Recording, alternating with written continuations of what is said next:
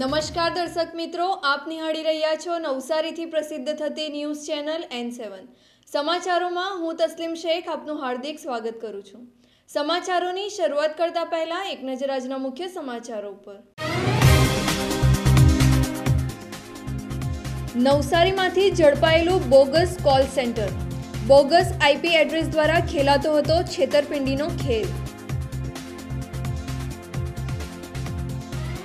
Bullet ट्रेनना विरोध में निकळेली खेडूतोनी जंगी रेली।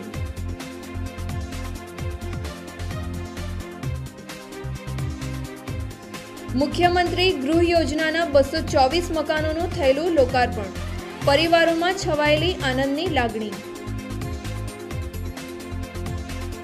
जिल्ला पंचायतनुं रजू थयेलुं 920 करोड़नुं विकासलक्षी बजेट।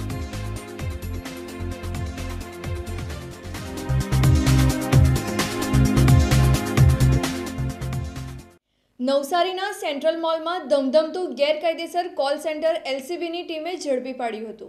आ कॉल सेंटर में US बोगस IP एड्रेस थी ठगाईनो खेल खेलातो हतो। नवसारीना पॉश विस्तारमांथी एक मॉलमांथी गैरकायदेसर रीते चालतुं कॉल सेंटर नवसारीनी LCB पोलीसे झड़पी पाड्युं छे।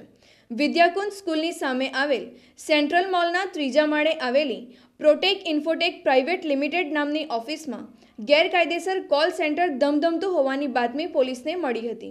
आ कॉल सेंटर में प्रणोय शशिकांत बोर्डे तथा डेनिस विनोद सिंह पार्टनरशीप में बीनी टेलिकॉलरों ने बेसाड़ी लोकोने कॉल करावता हता। तेओ लोन, सेल्स मार्केटिंग, डिसीज, डायरेक्ट स्क्रिप्ट मेळववा माटेना ग्राहकोना डेटाबेज मेळवी तेओने रात्रिना समयमां फोन करी मनीग्राम मार्फते नाणां जमा करावी मातबर रकमनी छेतरपिंडी करी रह्या हता। आ कार्यवाही में प्रणोय शशिकांत बोर्डे, डेनिस विनोद सिंह मैनेजर, आदित्य शिशिर त्रिपाठी तथा टेलिकॉलरों रेनिश सलीम समनाणी, पंकज तिवारी, विनय पारेख, सिद्धेश मेहता, ऋत्विज पटेल, एजाज अशरफ अली खलीफा, केतन परमार तमामनी धरपकड़ करी मुद्दामाल कब्जे कर्यो हतो। આજરોજ અમારા નવસારી જિલ્લા પોલીસ અધિક્ષક શ્રી ગિરીશ પંડ્યા સાહેબ અને અમારા નવસારી SDPO શ્રી રાણા સાહેબની સૂચનાથી અમો નવસારી જિલ્લા LCBને એવી એક હકીકત મળેલ કે સેન્ટ્રલ મોલ સેન્ટ્રલ બજારની અંદર ત્રીજા માળે આવેલ પ્રોટોક ઇન્ફોટેક પ્રાઇવેટ લિમિટેડ નામની ઓફિસમાં અમુક ઈસમો ફોરેન કન્ટ્રીની અંદર કોલિંગ કરી અને ગ્રાહકોના ગેરકાયદેસર રીતે ડેટાબેઝ મેળવી અને એઓની સાથે છેતરપિંડી કરી અને રાત્રિના સમયમાં મનીગ્રામ મારફતે નાણાં ટ્રાન્સફર કરવાની કાર્યવાહીઓ કરી રહેલ છે। આવી હકીકત આધારે અમો LCB PI SF ગોસ્વામી તથા મારા સ્ટાફે બનાવવાળી હકીકતવાળી જગ્યાએ જઈ એક કોમ્પ્યુટર નિષ્ણાતને સાથે રાખી આ અંગેની રેડ કરતા આ દરમિયાનમાં બે મુખ્ય આરોપીઓ કે જે અગાઉ પણ આ પ્રકારના ગુનાઓમાં પકડાઈ ચૂકેલ છે તેવા પ્રણોય શશિકાંત બોર્ડે અને ડેનિસ વિનોદ સિંઘનાઓ કે જેમના વિરુદ્ધ વિજલપુર પોલીસ સ્ટેશનમાં અગાઉ પણ આ પ્રકારનું call centre fraud call centre ચલાવવાનો ગુનો દાખલ થયેલ છે જે હાલ કોર્ટ પેન્ડિંગ છે।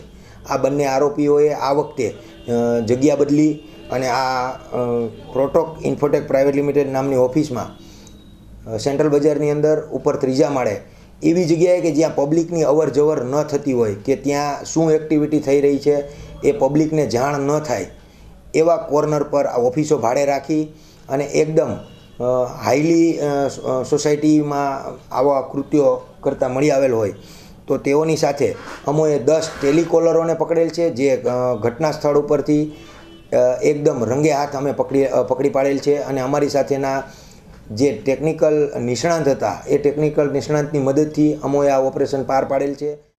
નવસારી અને જલાલપોર તાલુકાના ખેડૂત સમાજ દ્વારા બુલેટ ટ્રેન જમીન સંપાદનનો વિરોધ કરતી રેલી યોજી કલેક્ટરને આવેદનપત્ર પાઠવ્યું હતું। બુલેટ ટ્રેનને લઈને સરકાર ખેડૂતોની જમીન સંપાદન કરી રહી છે। નવસારી જિલ્લામાં આ પ્રોજેક્ટને લઈને સરકાર વિરુદ્ધ વિરોધનો સૂર યથાવત રહેવા પામ્યો છે। નવસારી અને જલાલપોર તાલુકાના ખેડૂતોએ રેલી કાઢી આ પ્રોજેક્ટનો વિરોધ કરી સરકાર ખેડૂતોની જમીન સંપાદન કાયદા વિરુદ્ધ કરે છે એવા આક્ષેપો કર્યા હતા।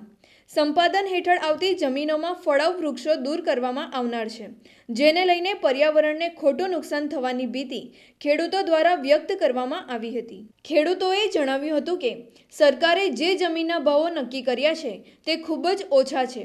ખેડૂતોનું હિત જોખમાઈ રહ્યું છે. કેન્દ્ર સરકારના જમીન સંપાદન કાયદા હેઠળ વળતર આપવાની માંગણી કરી હતી. તમામ ખેડૂતોએ પોતાની જમીન સંપાદનમાં ન આપવાની વાતો કરી હતી. એક્વિઝેશનની જે વાત છે, હંમેશા એક્વિઝેશન કે કોઈ પણ સોદો થાય તો બેવની સંમતિથી થવો જોઈએ. આ એક્વિઝેશનની અંદર પહેલો તો ખેડૂતોનો ભયંકર વિરોધ છે કે અમે જમીન આપવા માંગતા જ નથી. હવે સરકાર છે, સત્તા પર બેઠેલી છે, ધારો કે એ લોકો કબજા કરીને જમીન લે તો અમારું એવું કહેવું છે કે આ મલ્ટી સ્ટેટ પ્રોજેક્ટ છે. એ મલ્ટી સ્ટેટ પ્રોજેક્ટ હોય તો તમે કાયદાઓ છે, કાયદા પ્રમાણે અમલ કરો.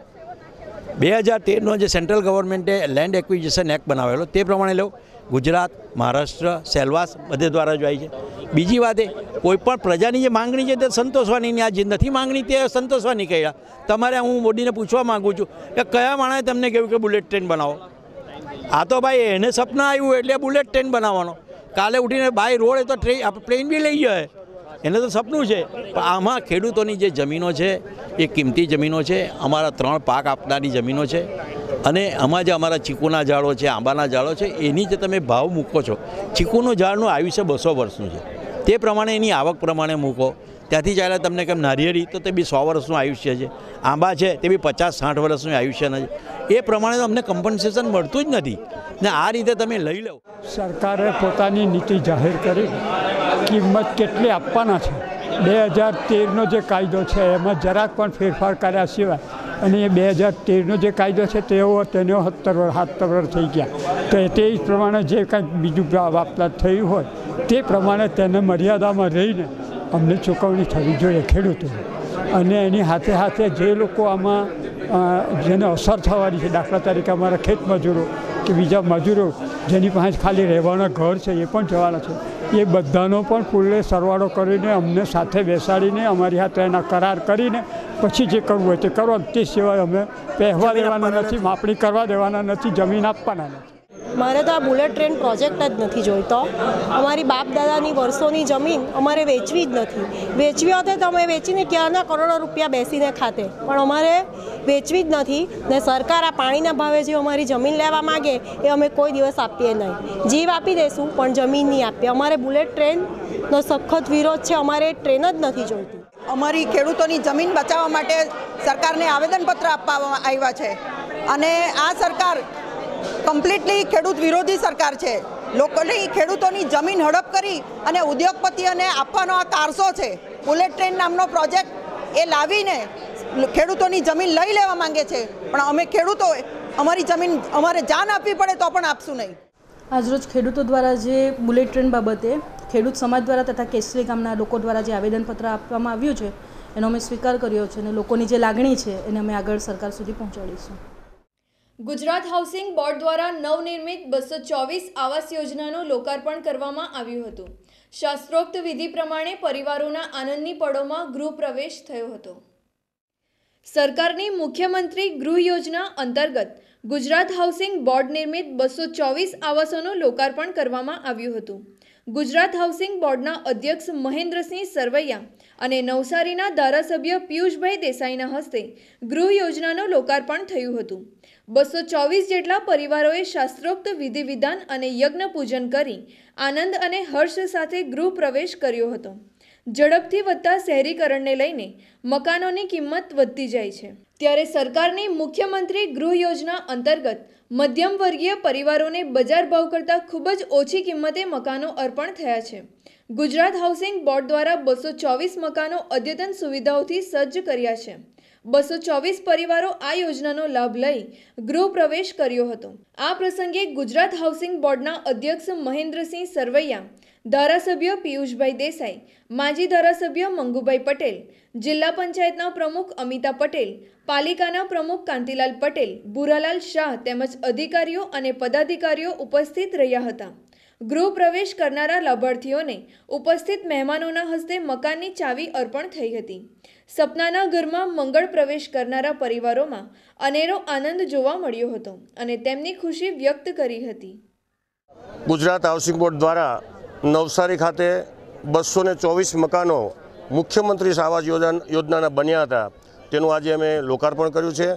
માનનીય ધારાસભ્ય શ્રી પિયુષભાઈ, જિલ્લા પંચાયતના પ્રમુખશ્રી તથા અન્ય આગેવાનોની હાજરીમાં ખૂબ સરસ રીતે જે સ્થળ ઉપર અમે આયોજન કર્યું તેમાં આજે તમામ લોકો ગૃહ પ્રવેશ કરે અને તેની જે ધાર્મિક વિધિઓ છે એ પણ એકી સાથે કરી અને સોસાયટીના લોકોનો ઉત્સાહ જોઈ મને ખૂબ આનંદ થયો.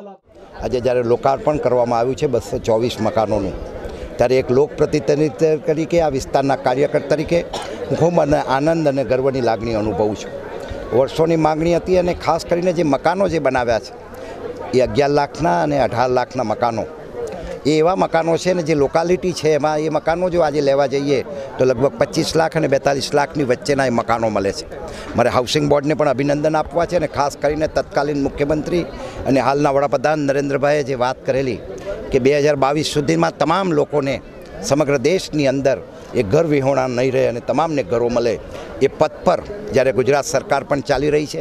આદરણીય વિજયભાઈના નેતૃત્વમાં જે સંવેદના સાથે અનેક યોજનાઓની સાથે જ્યારે હાઉસિંગ બોર્ડ પણ આ મકાનોના આજે લોકાર્પણ થઈ રહ્યા છે, ત્યારે ખૂબ ખૂબ મારી હૃદયપૂર્વકની શુભેચ્છા પાઠવું છું. નવસારી જિલ્લા પંચાયતનું 198 કરોડની પુરાણ દર્શાવતું 920 કરોડનું બજેટ સર્વાનુમતે મંજૂર થયું હતું. જિલ્લાના દરેક વિભાગમાં અનેક યોજનાઓ અને પ્રવૃત્તિની જોગવાઈ કરવામાં આવી હતી.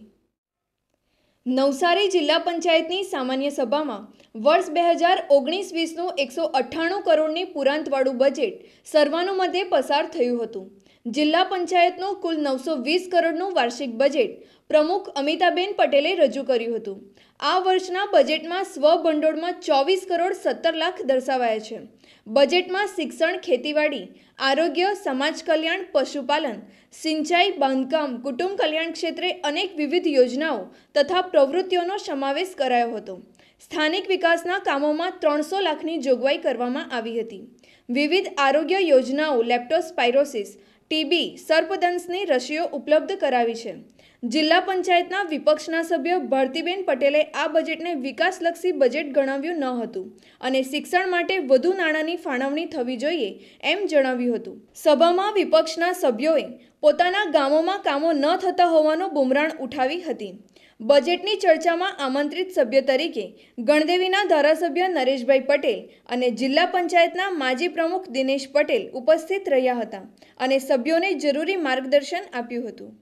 આજે જિલ્લા પંચાયતના દરેક સભ્યોની ઉપસ્થિતિની અંદર અમારે 920.62 કરોડનું જે વાર્ષિક બજેટ છે તેમાં જુદી જુદી શાખાની અંદર અમે જુદી જુદી રીતે ગ્રાન્ટ ફાળવી છે.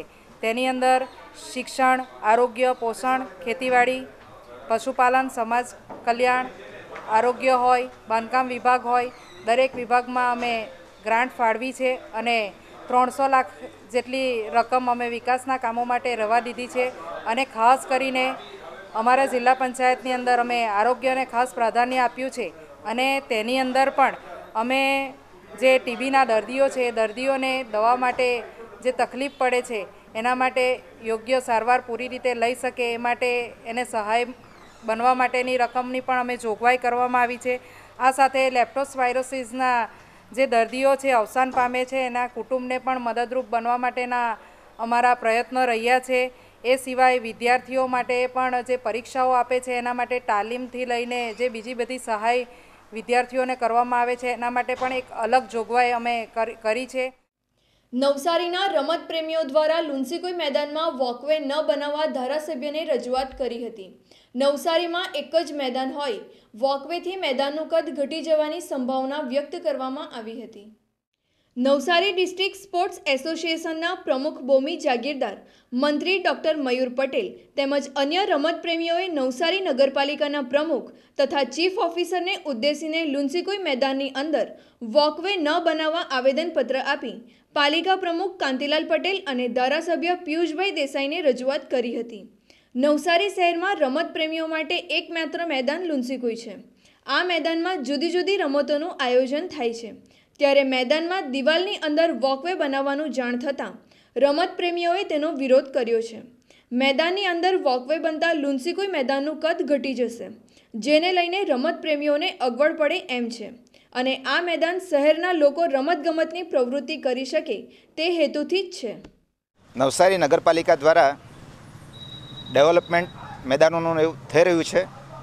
ખૂબ સુંદર આયોજન પણ થાય છે, પરંતુ લુંચીકુઈ મેદાનમાં વોકવે બનાવવાની એક વાત અને ટેન્ડર જે મંગાવવાની અમને જાણ થઈ હતી, તો એના માટે એક અમે નમ્ર અપીલ અને અરજ કરવા માટે આજરોજ માનનીય ધારાસભ્ય શ્રી પિયુષભાઈ દેસાઈ સાહેબ અને નવસારી નગરપાલિકાના પ્રમુખ કાંતુભાઈ પટેલ સાહેબને અમે એક આવેદનપત્ર અને અમારા રમત પ્રેમીઓની એક માંગણી એવી હતી કે અંદર વોકવે મેદાનની અંદર ન બને, મેદાનની બહાર વોકવે બનાવો.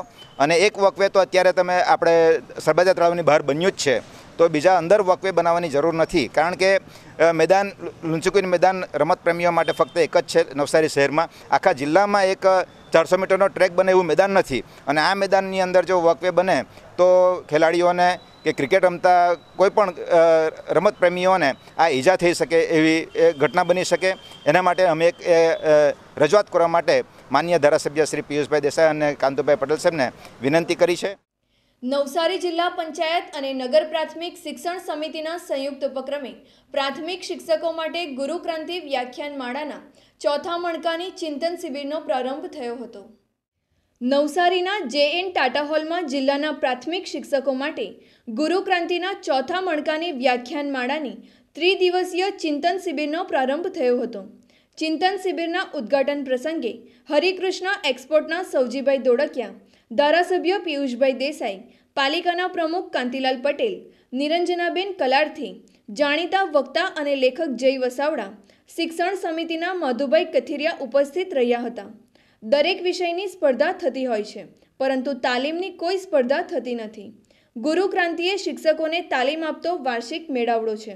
આ અનોખા મેળાવડામાં સરદાર વલ્લભભાઈ પટેલના વિચારોને વરેલા નિરંજનાબેન કલારથીએ શિક્ષકની સંવેદના વિશે જણાવ્યું હતું. સુરતના જાણીતા ઉદ્યોગપતિ સૌજીભાઈ દોડકિયાએ પોતાના જીવનના સંસ્મરણો વાગોડ્યા હતા અને શિક્ષકની અમીછાપ વિશે અભિવ્યક્તિ રજૂ કરી હતી. ધારાસભ્ય પિયુષભાઈ દેસાઈએ શિક્ષકને ભાવિ પેઢીના ઘડવૈયા ગણાવી ગુરુક્રાંતિના સફળ આયોજન બદલ અભિનંદન પાઠવ્યા હતા. સમાજમાં શિક્ષણ તો બહુ સરસ બેઝ છે. જો શિક્ષણ હૃદયથી ખાલી આપવામાં આવે, દિલથી આપવામાં આવે, એક રાષ્ટ્રનો નીતિવાન સ્ટુડન્ટ બને, ઓનેસ્ટ બને, ભલે ટકાવારી ઓછી આવે જાજી આવે, એક માણસ સારો બને, એક સ્ટુડન્ટ સારો બને, એક દીકરો સારો બને, એવું શિક્ષણ ભાવથી જ્યારે આપવામાં આવે, દિલથી જ્યારે આપવામાં આવે તો 100% પરિવર્તન આવી શકે એમ છે. કારણ કે પરિવર્તન લાવવા માટે બધે જ લાઠી કામ નથી કરતી, પ્રેમ પણ જોઈએ છે. અને પ્રેમથી વગર નુકસાને રિઝલ્ટ મળે છે. એટલે જેટલું સમજાવે આજના શિક્ષકો, સ્કૂલ ભલે નાની હોય મોટી હોય, સંચાલકો ભલે ઓછો પગાર ઝાઝો પગાર આપતા હોય, પણ જ્યારે શિક્ષક દિલથી પોતાના દીકરાને જેમ શિખામણ આપે છે, પોતાની દીકરીને જેમ ભણાવે છે, એવું જ્યારે ભણાવવાનું ચાલુ કરીએ ત્યારે પરિવર્તન આવવાનું 100% ચાલુ થાય. અને કોઈની જરૂરિયાત નથી. ખાલી લીમડા નીચે બેસીને ઘણા IPS ને IAS થયેલા છે. સગવડતા તો હોય તો મળે, સગવડતાથી પાસ નથી થઈ જવાતું. મહેનત તો શિક્ષકને અને સ્ટુડન્ટને કરવી પડે. એવી જો શિક્ષકો અને સંચાલકો આચાર્યો મહેનત કરે તો 100% આપણે પરિવર્તન લાવી શકશું. અંદાજે 700 જેટલા પ્રાથમિક શાળાના શિક્ષકોને પ્રોત્સાહિત કરવા અને મોટિવેશન માટે ગુજરાત રાજ્યના નામાંકિત વક્તા, કટાર લેખક અને જેઓ સુપરસ્ટાર ગણાય એવા જય વસાવડાના અધ્યક્ષસ્થાને આ ચોથા વર્ષે અમે આ 3 દિવસના તાલીમ વર્ગો કરીએ છીએ, જેમાં જુદા જુદા ક્ષેત્રોમાંથી સાહિત્ય હોય, લેખક હોય, ફિલ્મ સ્ટાર હોય, એમને અહીંયા અમે બોલાવીએ છીએ અને એમની પાસેથી સફળતાની ચાવીઓ અમે શિક્ષકોને જણાવીએ છીએ. સાથે સાથે છેલ્લા 3 વર્ષ દરમિયાન અમારા અનુભવે ધ્યાને આવેલું છે કે અમે જે કંઈ મેળવવા માગીએ છીએ એમાં અમને મહદઅંશે ખૂબ સફળતા મળી છે. અમે 100% જણાવીએ છીએ કે આ શિક્ષકો માટેના તાલીમ શિબિરને ખરેખર સફળતા મળી છે અને હજુ પણ મળતી રહેશે. સોમનાથ ટ્રસ્ટ દ્વારા 12 જ્યોતિર્લિંગની યાત્રા સમગ્ર ગુજરાતમાં ફરશે, ત્યારે દ્રાસ જ્યોતિર્લિંગ યાત્રા આગામી 19મી ફેબ્રુઆરીથી નવસારી જિલ્લામાં પ્રવેશ કરશે. સોમનાથ ટ્રસ્ટના ઉપક્રમે 12 જ્યોતિર્લિંગ યાત્રા સોમનાથથી શરૂ થનાર છે, જે ગુજરાતના ખૂણે ખૂણે ફરીને સનાતન ધર્મની સમજ આપશે। આ બાબતની માહિતી આપતા સોમનાથ મંદિર ટ્રસ્ટના વહીવટીકર્તાઓએ જણાવ્યું હતું, 12 જ્યોતિર્લિંગ પૈકી એક યાત્રા નવસારી જિલ્લામાં 19 અને 20 ફેબ્રુઆરીના રોજ ગામે ગામ ફરશે। જિલ્લાના ખેરગામ તાલુકામાં આ યાત્રાનો પ્રવેશ થશે અને 20મી ફેબ્રુઆરીથી સવારે 7 વાગે યજ્ઞ અને આરતી થશે। વહેલી સવારે દ્રાસ જ્યોતિર્લિંગની યાત્રા પ્રસ્થાન થશે અને જિલ્લાના વિવિધ ગામોમાં ફરી યાત્રા એરો 4 રસ્તા થઈ વિજલપોર અને 20 ફેબ્રુઆરીએ સાંજે નવસારીના શાંતાદેવી રોડ ખાતે આવી પહોંચશે। યાત્રાનું ઠેર ઠેર અભિવાદન પણ થશે। પ્રભાસ પાટણ સોમનાથ મંદિરે 23, 24 અને 25 ફેબ્રુઆરી દરમિયાન ત્રિદિવસીય કાર્યક્રમોનું આયોજન થયું છે। શ્રી સોમનાથ પ્રભાસ પાટણ જે આપણું પ્રથમ જ્યોતિર્લિંગ છે, ત્યાં 23, 24, 25 ફેબ્રુઆરીના દિવસે દ્વાદશ જ્યોતિર્લિંગ સમારોહ દ્વિતીય એનું એક ભવ્ય આયોજન કરવામાં આવ્યું છે। એની વિગતો સાથે હું આપણા જિલ્લાના પ્રવાસે આવ્યો છું મારા મિત્રો સાથે। આ ત્રિદિવસીય દ્વાદશ જ્યોતિર્લિંગ સમારોહમાં 12 જ્યોતિર્લિંગના પૂજારીઓ, ટ્રસ્ટીઓ, સેવકો, વિકાસ સાથે જોડાયેલા પ્રતિનિધિઓ બધા 3 દિવસના જુદા જુદા સત્રમાં સાથે મળીને ટુકડીઓ બનાવીને વિષયો બનાવીને ચર્ચા કરશે અને આપસના સંકલન દ્વારા આ તીર્થસ્થાનોને લગતા, એના વિકાસને લગતા, યાત્રી સુવિધાઓને લગતા અલગ અલગ કાર્યક્રમોની ચર્ચા વિચારણા કરી એક કાયમી વ્યવસ્થા ઊભી કરવાનો આ પ્રયાસ કરવાના છીએ। આ દ્વિતીય સમારોહ છે। પ્રથમ આ પ્રકારનો કાર્યક્રમ ગત વર્ષ ઉજ્જૈન ખાતે મહાકાલેશ્વર ત્યાં આયોજન થયો અને ત્યાં જ સંકલ્પ થયો હતો પૂર્ણાહુતિ સમયે કે દ્વિતીય સમારોહ સોમનાથ ખાતે 2019માં કરશું। સમાચારો સમાપ્ત કરતા પહેલા એક નજર આજના મુખ્ય સમાચારો પર। નવસારીમાંથી ઝડપાયેલું bogus call centre, bogus IP address દ્વારા ખેલાતો હતો છેતરપિંડીનો ખેલ। બુલેટ ટ્રેનના વિરોધમાં નીકળેલી ખેડૂતોની જંગી રેલી।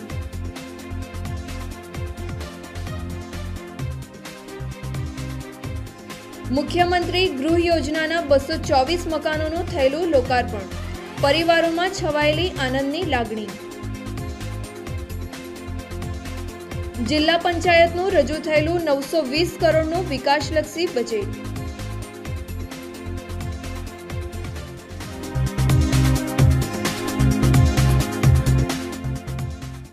તો આ હતા આજના સમાચારો। બન્યા રહો અમારી સાથે અને જોતા રહો નવસારીથી પ્રસિદ્ધ થતી ન્યૂઝ ચેનલ N7। નમસ્કાર।